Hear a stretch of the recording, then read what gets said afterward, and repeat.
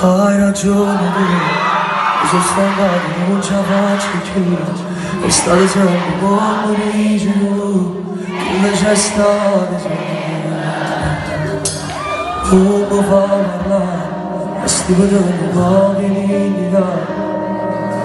Ma che anni a fa, non torna a recuperare. Che sta voce che siamo qua, serve solo che ci appiccica. È inutile, non posso più tornare.